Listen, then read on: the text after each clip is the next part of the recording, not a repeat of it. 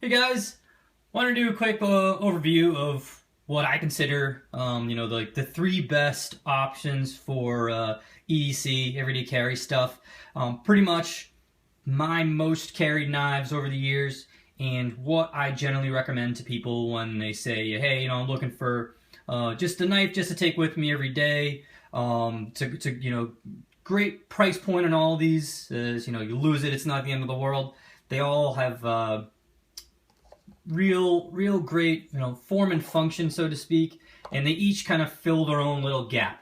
Um, the Dragonfly would be excellent for anyone looking for a smaller sized carry knife, and generally speaking, this can handle the majority of any task that you have.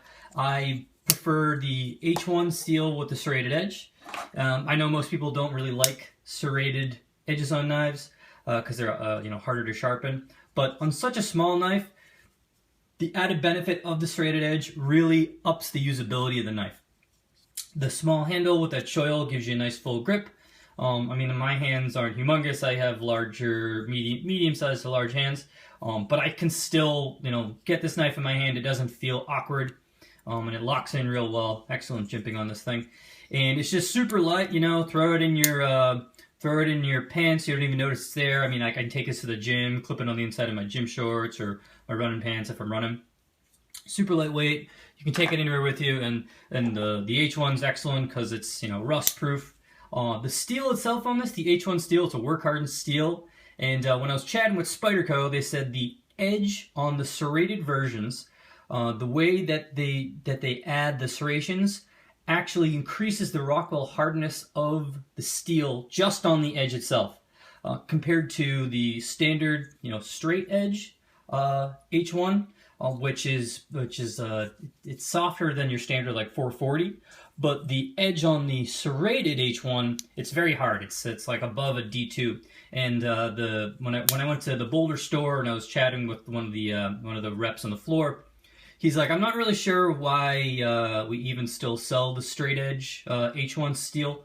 But some people just like the straight edges. But he goes, if I had my way, we'd only sell the H1 with serrated edges, and I agree with him. Especially for a knife this small, you're really maximizing this 1.5 inch cutting area with this. Not as aggressive as their other serrated edge blades, and I appreciate that, because something like this on this spider edge, the actual cut-ins of the serrations are deeper and wider on their other knives, and it's the same on the Enduras, and in the salts, the larger salts even more so. They're bigger, which is great if you're cutting like huge corrugated rope, but when you actually want to do a little bit of slicing as well, the smaller serrations help keep that cut being a little more consistent, less frayed, less hacked looking. So you get kind of best of the both worlds. Now this little knife, I put through double corrugated cardboard, zip ties. It can pretty much run through anything, and for the most part, because it is so small, and you again using that serration, I think if it was a straight edge, it wouldn't nearly cut as well. And even larger blades, they have to be really sharp in order to cut stuff like those really hard plastics and things that you really need to bear down in material to get through.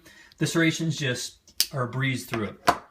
And sure, it's a pain in the neck to sharpen, but it's such a small blade anyways, and luckily it's only on one side, so it's not the end of the world sharpening these guys up. And what I was noting on earlier before, because the edge is so hard and it's a work hardened steel, over time it's just going to increase the longevity of that edge. So the more you use it, the more you sharpen it, the harder the edge is to sharpen, ergo the edge is also harder to dull. So I think it's a win-win in my opinion. And again, it's super light, great size, fits in your pocket. So anybody looking for a smaller EDC knife, I always recommend this. For something a little larger, with some bigger tasks, maybe you're doing some yard work, the Endura, you can't go wrong with that. I think it's like 3.5 ounces. The FRN texture on these is fantastic. It can accommodate almost any hand size, small, large. They can all pretty much get in this grip. Locks your hand in real well. And I've owned a couple of the full flat ground ones. I broke the tip off all of them, and I'm sticking with the wave versions because not only is the blade, the spine a little stouter, the tip's stronger, and you get that, faster than automatic opening when you pull this guy out of your pocket. Also, the Endura compared to the Delica waved, it's larger and it acts as a bottle opener if that's something you guys care about. Again, this one I just threw some different scales on and a different clip, but it's no different than this guy. I own so many of these, I just got sick of the blue, hence why I updated to a lighter blue from one of the full flat ground ones. As far as fixed blades go, sometimes you're doing something where you may need to do some prying or really hard puncturing. This is what I take with me when I go for like a light day hike. I have larger fixed blade knives that I take with me if I'm going like camping, things of that nature, but just on your everyday, not sure, maybe I might go for a hike, take the dogs out to the park or something like that, I'll usually carry this. And main reason is the sheath on these is excellent. You can carry the knife in waistband, doesn't protrude, doesn't really stick out. And any guys that carry firearms, you really carry it's the handle that you carry, because that's what's going to show. So this such a short handle on this knife, but short enough that it conceals well and long enough that you can still hold it in your hand well. I never really liked the neck knives because I didn't so much see the point of a fixed blade that you couldn't actually get a nice full grip on. I mean, you can do everything, you can baton with this, you can do feather sticking. I mean, it's just a great knife, and it's very affordable. The warranty on the Azulas, especially the carbon steel ones, it can't be beat. They're excellent knives. So just for a fixed blade, you really can't go wrong in any one of these. If you only had one knife, I think you'd be perfectly good off with any of them. Some people, they might not want a knife this large. Now you could go with a Delica. Jumping up to something like the Benchmades, they're fantastic knives. I mean, I love my Benchmades. Price-wise, it's hard to beat the Spydercos. Nowadays, because knives have all gone up in price, there's not much in that around $50 price point that you can get has steel as nice as these, easy to carry, thin in the pocket as the Spydercos are. I mean, they're popular for a reason, and they've been in business this long, because it's just an excellent value proposition. And the Azulas, I mean, the SE did it right when they made this knife.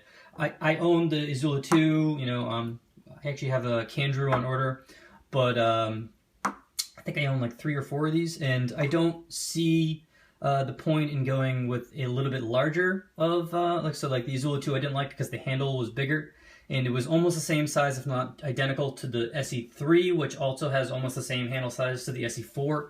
So if I was going to carry the Azula 2, I would just carry my SE4, because again, I don't care what's below my waistline, I only care what's showing. And if you're in an urban area, maybe you're again, not directly in the woods, but you're still around people, you're not going to want to be toting around a large fixed blade outside of your belt. So with these excellent sheets, they all fit in waistband, and even the 4 I do carry. Okay, it's a larger knife, but on occasion I will carry this. This is primarily more of a hiking like hunting. I'll take this guy with me, but just again for going back to everyday, these 3 I would recommend to anybody. Cost wise, you really can't beat them. Let me know if you have any questions. More than happy to answer them.